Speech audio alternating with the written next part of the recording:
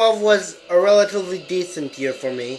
It had some really awesome movies, and some of the games I played were downright awesome. I am going to count down every game I started playing in 2012. Now, this is kind of obvious, but keep in mind that just because it was the year 2012 doesn't mean I am limited to only getting 2012 games, so there will be some old games on the list. And another obvious warning. I haven't played every 2012 game ever, so you will not see the Brave video game or New Super Mario Bros. 2. So that aside, let's get started.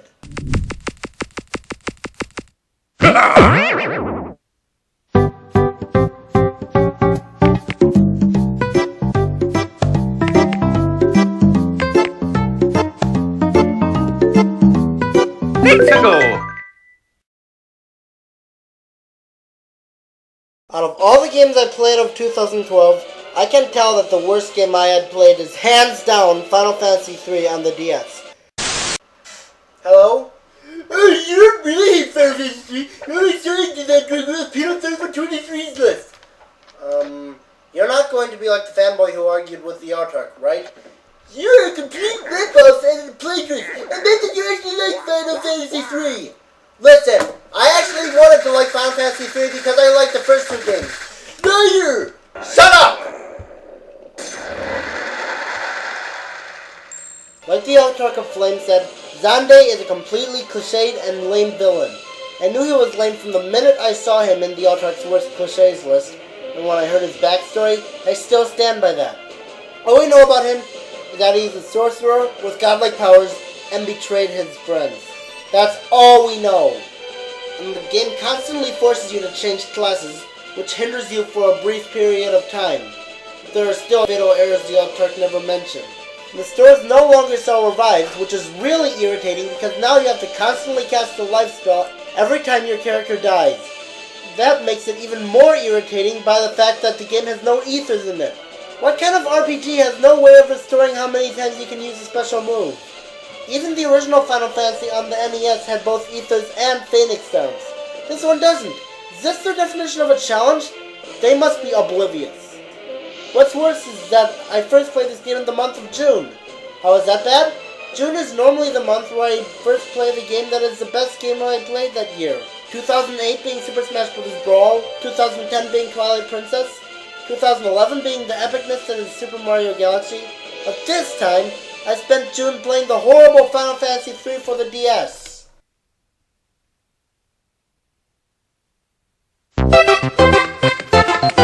I'm probably going to start controversy for saying this, but I'm not a big fan of sports stimulating games. They're pretty much the same thing you can do anytime in gym class. I like games better where you can do stuff you can't in the real world. So you're probably going to ask, if you're not a big fan of them, why did you even bother playing one in 2012? Well, one of my friends asked me to play it with him, and I didn't like it. Why? Like I said earlier, except one more thing I want to say. The controls are too stiff. Not only that, but as long as you position yourself exactly the right way, you'll almost always get a basket. Yes, I know this was NBA of all the way back in 2006, but still, these are games that I first played in 2012, and I first played this game in 2012. If I want to play basketball, I'd rather play it in real life.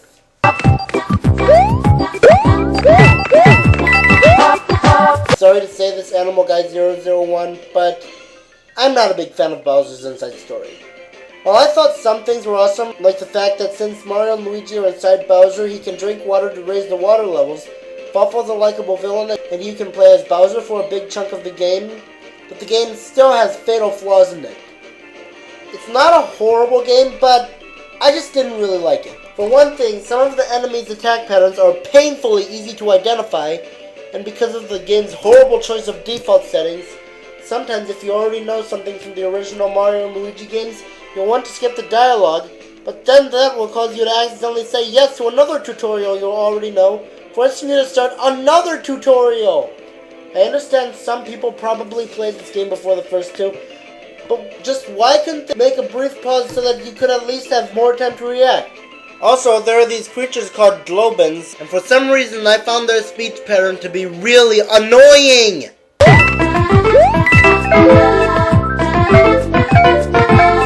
If you saw my overrated games list, you'd know I find Shadow of the Colossus to be an overrated yet decent game. I don't hate it, I just dislike it. I can't stand how frustrating the game can be, constantly running into dead ends and falling off really high platforms, and how repetitive the Colossi can get after fighting them for an hour, but the game still has some good stuff, like how interesting the Colossi are and how emotional the game is. The Colossi also have some unique ways of defeating them for a big part, and the way you climb them to kill them is really fun, as long as you're not facing the same Colossi for too long. The game also has a good art style to it and very amazing soundtrack. So the game's at least decent at half the time. It has a lot of disadvantages, but it also has some advantages too. I know what you're thinking. Really? You're putting a piece of garbage known as Mario Kart Super Circuit higher than Shadow of the Colossus? Yes. The only real thing that bugs me is the stiff turning controls. But there is one big improvement over the original Super Mario Kart. While there are some sequels to earlier stages, there are also a lot of stages that are original instead of just being sequels to other stages. I like how the game has 10 cups, which is more than every other Mario Kart game, including the fact that you can unlock some of the Super Nintendo stages. To be honest, I seriously don't know if I love Mega Man X or if I just find it okay. It's pretty unmemorable at times, but it can still be really fun. It has what a Mega Man X game should have. Fun music, great graphics, and levels that look absolutely wicked. The Mavericks are also pretty neat as well.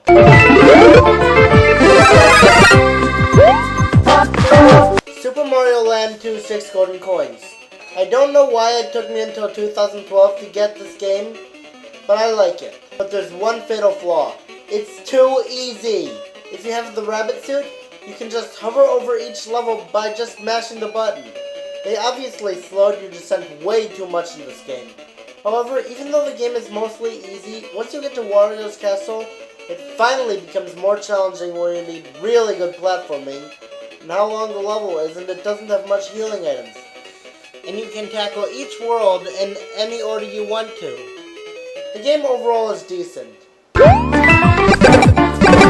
It took me until 2012 to get the original Mario Party because Nintendo was ignorant enough to not be able to release it on the Virtual Console. Just why? And it's rarely found at all on the internet, so it's hard to find it. It took me forever to finally get the game. And I really enjoyed it. It has some pretty fun and addicting minigames such as Coin Shower Flower, Whack-A-Plant, and Facelift. And obviously it started the Mario Party series. The only reasons it's slower is because 1, it can cause hand injury with some of the minigames constantly rotating the control stick, and 2, because sometimes it can be very cheap, like when you're trying to get a star and very near it, only for someone to switch it with Bowser. I hate when that happens, but the game is fun despite that. Kingdom Hearts Birth by Sleep was the one reason I got a PSP. It does have some unoriginal soundtrack, but also some very original ones, and it's the only game in the series to have a lot of new Disney worlds ever since Kingdom Hearts 2. Not counting Dream Drop Distance's Grid and Prankster Paradise, because the Grid is from the same universe as Space Paranoids, and Prankster Paradise is the same universe as Monstro. But back on topic. Birth by Sleep is a great game. It also has you playing as Ventus, Aqua, and Terra, where they have their own sides of the story. I don't know about you, but I love that concept. It also has it so that you wait for each spell to reload after you cast it, which I find to be a fair way to use magic. Recoded may also have that feature, but that didn't make up for its terrible camera angle and the fact that the game acts like a remake of the original Kingdom Hearts. Birth by Sleep, on the other hand, was a great game. The only thing I can't stand about Birth by Sleep is its overly long load feature, but I still recommend it.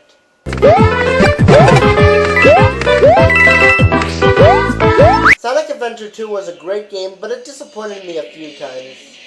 Like, for example, Sonic and Shadow play the same way, just like Tails and Eggman, Knuckles and Rouge, and I somewhat liked it better when there were hub worlds rather than playing them consecutively. I also preferred Tails in the original Sonic Adventure to how he is here because he was faster and had a better time flying. Yes, I said it. I like him better without his robotic suit. Don't rage at me, fanboys. But I still love the game. It introduces two awesome characters to the franchise, Shadow and Rouge. And in one side of the story you play as the heroes, and in the other you play as the bad guys, and then in the end, they join forces to save the world. I always wanted to see the day Sonic and Robotnik team up. And Shadow's backstory is pretty awesome too. The game is really good, but it would have been higher if it weren't for some of the flaws I mentioned earlier. If you're a modern Sonic fan, then play this game.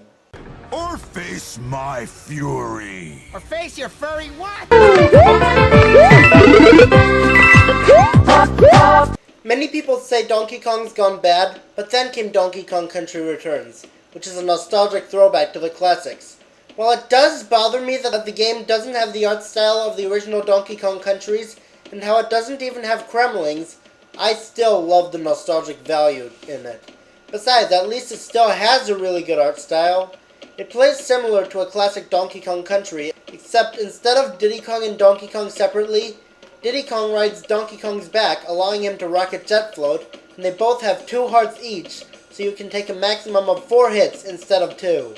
They also introduced the ability to have some barrel cannons fire into the background so you can play certain background areas. Though the rocket levels can be pretty annoying. Hold A for altitude, which can be slippery, and some songs are just Wii versions of earlier Donkey Kong Country games, but it also has some original songs too. The game is marvelous. Okami was once not very well known, but then people started to know about it. I don't know what made people know about it. It's probably because of Peanut 3423. But I'm distracting myself. Let's talk about the game. This game has a really beautiful art style to it, and the graphics are marvelous. Some things that really impressed me were the fact that Amaterasu can jump pretty high, and the fact that if you run for long enough without stopping, you will run really fast, even if you jump while charging up your run. It also has some pretty sweet brush techniques. Draw a circle on land to bloom stuff, in the sky to make the sun come up, or in the water to create a lily pad and help you cross the water.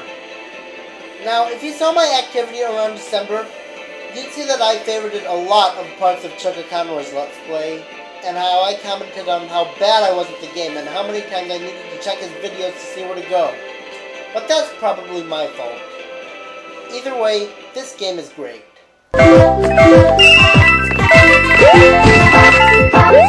You know, I had this weird tradition I did for 4 years. In 2009, towards the end of the year, I played the original Paper Mario. In 2010, towards the end of the year, I played Thousand Year Door. In 2011, I first played Super Paper Mario. In 2012, yep, you guessed it, Paper Mario Sticker Star.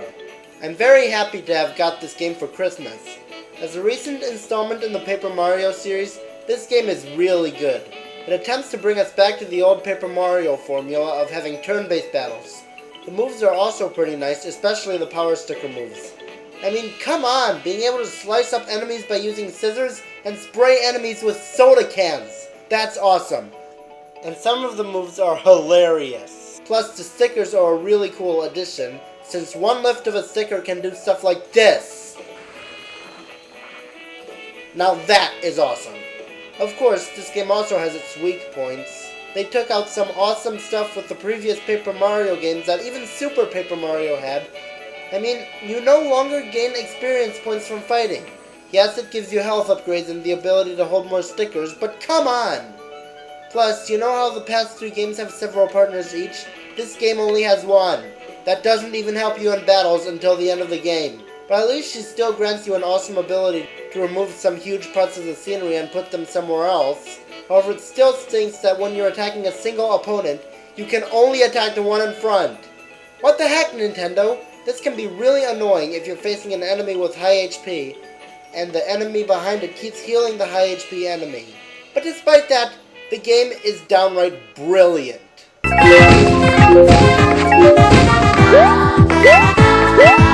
Pokemon Snap plays different than most Pokemon games.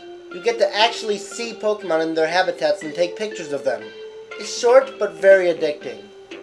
It has very fun ways to unlock certain Pokemon that are hidden, and it kind of gives you somewhat of a feeling of the anime where the Pokemon actually act like they do in the anime, like natural creatures. I really love it.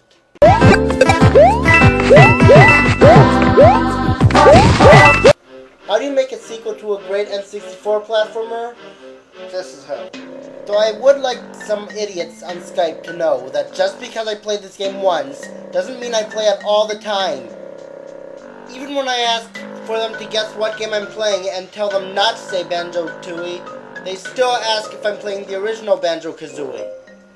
How stupid must they be to assume that I'm playing a Banjo-Kazooie game all the time just because I played Banjo-Tooie a year ago? But that's just an outside factor, as the game is great. Banjo and Kazooie now have the ability to split up and be able to use moves that they can only use alone. Banjo can hide in his backpack while walking through areas, and Kazooie can glide since she doesn't have to carry Banjo when flying. But they're just as useful together because they have most of their combined abilities. The bosses are massively improved from the first game because instead of just being souped up enemies, they play much different because you can be in first person mode when facing Target Stand, fly at Mr. Patch, and several other ways to beat them. Also, now every world has a boss in it. But there are some things I liked in the original Banjo-Kazooie better, with music notes opening doors which for some reason I found more awesome, and Gruntilda's Lair was a more calming hub world, but Isle of Hags was a likable area as well. And in this game, there are even some parts of the worlds where you can transport to other worlds by either finding certain passages or by taking the train.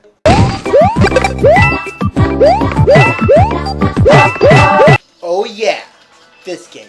I loved this game much more than Maximum Velocity. It really showed the GameCube's capabilities with the super fast speed and how creative a lot of the levels are. Like going through a pipe that goes through another section of the track, and going through underwater tubes. That is epic. The story mode's also pretty good, but frustratingly difficult. Such as a mission where you have to defeat Samurai Goro's car and get to the finish line, which destroying cars is hard, especially when they get to the healing portion, and a mission where you have to go through a zigzagging highway and not slow down or else the bomb will blow up. Yeah, a bomb. How original. Still a great game. I already loved the original Pikmin, but Pikmin 2 is even better. Here's the story of how I got this game. Years ago, I got the original Pikmin and played it, and I loved it. Eventually, I decided to get Pikmin 2. Unfortunately, I couldn't find it anywhere in stores. Back in November of 2011, I heard it wasn't in a lot of stores for some reason, at least from my perspective. So I got Super Paper Mario instead. Eventually, while shopping for the number 2 entry on the list, I happened to notice that Pikmin 2 was there, and I was happy to find that out. So I got both the number 2 entry and Pikmin 2. What? Okay, fine. I'll explain why I like this game. Anyways, Pikmin 2 is a different story than the original Pikmin. After Olimar and his crew lose the golden carrots, they have to raise $10,000 to replace them. Olimar returns to Distant Planet to seek out some of the treasures there, and there are some changes from the original. Most notably, the addition of purple and white Pikmin. Purple Pikmin have super strength, and white Pikmin can survive through poisonous gas. And instead of having 30 in-game days to complete the game, you have unlimited days, which is actually very generous because you can't imagine how many in-game days I had to use up to renew my Pikmin after going through those underground levels. Yes, the underground levels can be pretty frustrating because of how many floors you have to go through, and you can't get any new Pikmin unless you see Bulbur Pikmin, or those certain flowers that multiply Pikmin. The game also improved by letting you play as both Olimar and Louie, and switch between them, which will really help you in some cases. Like not having to wait by a fence all day, watching your Pikmin tear it down, without having to come back for them at the right time before night. It will also help when you're trying to get more Pikmin, having one character stay by the onion saucers to pluck the Pikmin, while having the other character fight enemies and bring them back to spawn more Pikmin. Now here come the big ones.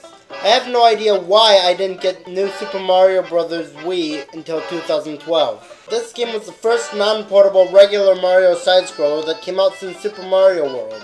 Or Yoshi's Island if you count that. This game has some pretty creative minigames, and not only that, but it introduces 2 new awesome powers. The helicopter cap, which lets you spin really high into the air, and the penguin suit, which is awesome because not only can you shoot ice with it, you can actually slide much easier by doing so, which will even break through blocks. The ice flower doesn't count since it was in Mario Galaxy, except in a different form. Plus, for the first time in 7 years, we finally get to see the Koopalings again.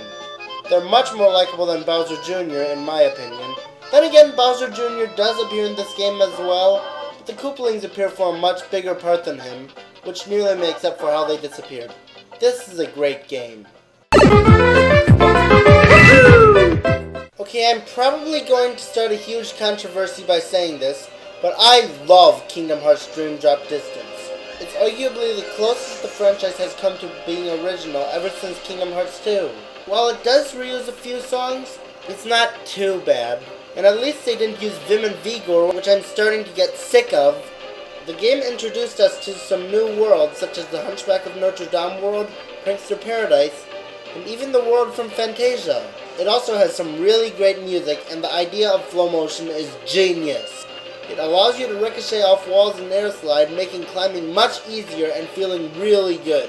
You can do some sweet moves on even minor parts of the level, like swing around lampposts, which is one of the most awesome things I've ever done in Kingdom Hearts history. And you can slide on certain things and use momentum to attack enemies. They also introduced reality shifts, which are really fun. It would sound awesome enough, but there's something I forgot to mention. It changes throughout worlds, such as sliding on certain lines that you can draw in the Hunchback of Notre Dame world, using some flashy attack moves in the Musketeer world, and play music in the Fantasia world. I was going to put this at number 1 because of how high my expectations were for it, but then I thought about it, and while it's an awesome game, it can't be number 1. There are 4 games that beat it out.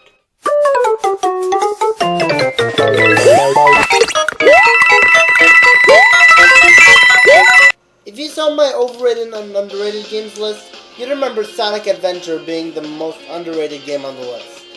Now, I want to make this perfectly clear. For those of you who are going to ask, yes, I know this game is not underrated. It gets all the attention it deserves, I know, I get it already. So will you please stop repeatedly posting the same comment I already know on my overrated and underrated list? Anyways, I already explained this game earlier, and I'll try to explain as much as I can without repeating myself from an earlier countdown. Many people find the characters to be really irritating, but I don't see why.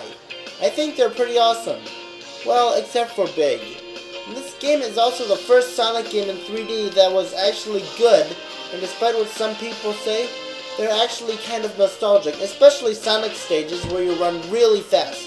I already explained the character differences in my overrated and underrated games list, so go watch that if you want to know the differences. Klonoa Door to Phantomile. I was going to put Sonic Adventure above Klonoa Wii Door to Phantomile, but when I think about it, this game has even better gameplay, nostalgia, level design, and a dreamlike art style to it. This game is the reason I got Klonoa 2 for Christmas, which I am not putting Klonoa 2 on the list because I didn't play it till like 2013. How many games let you pick up enemies and throw them down to bounce off them? And despite being a side-scroller, the screen will actually curve left or right depending on where you are. It's very hard to explain this. I'll show you some examples.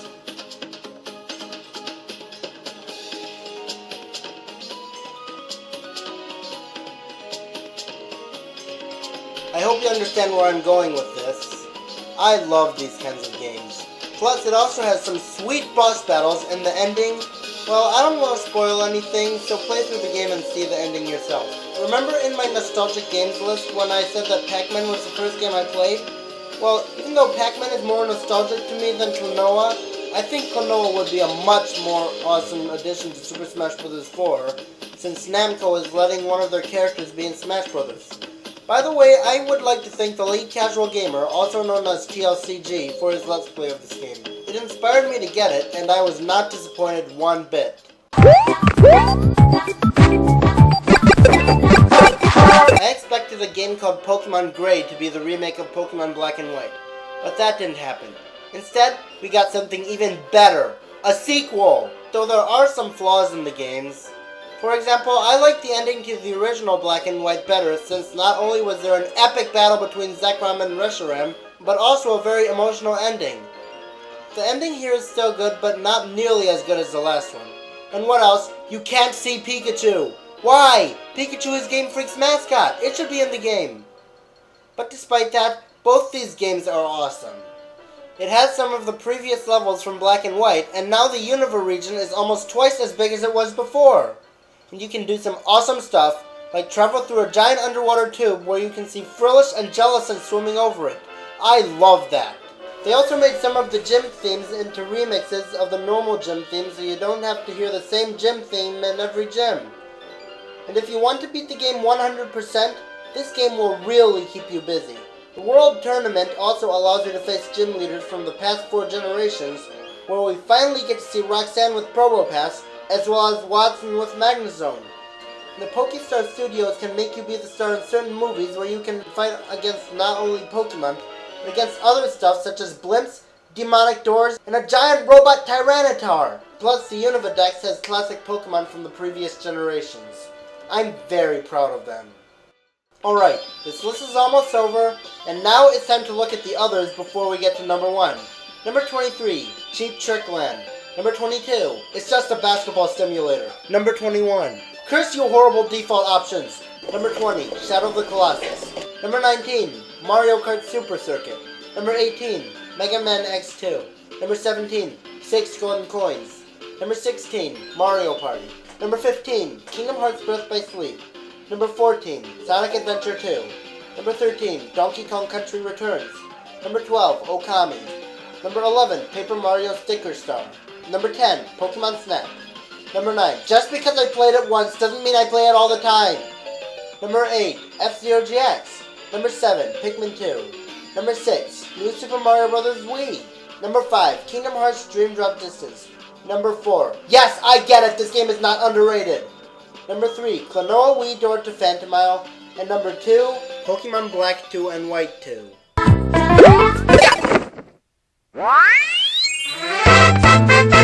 Hey yeah, Mario time!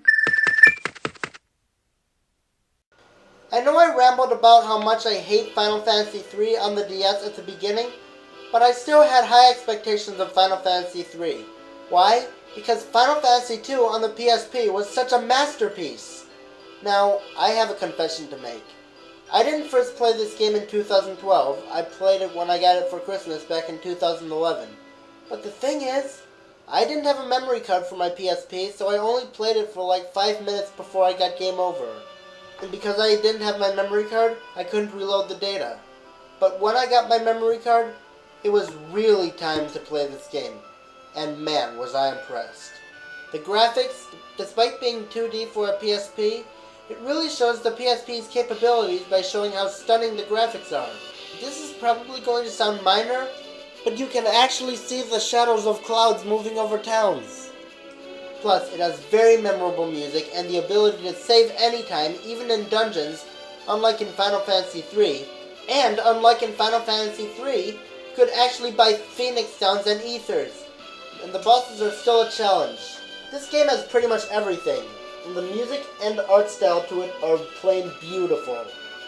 I am Matt Fantasy 7 II, and while I do know that this game did not come out in 2012, and while I know a lot of people hate this game, this is my list.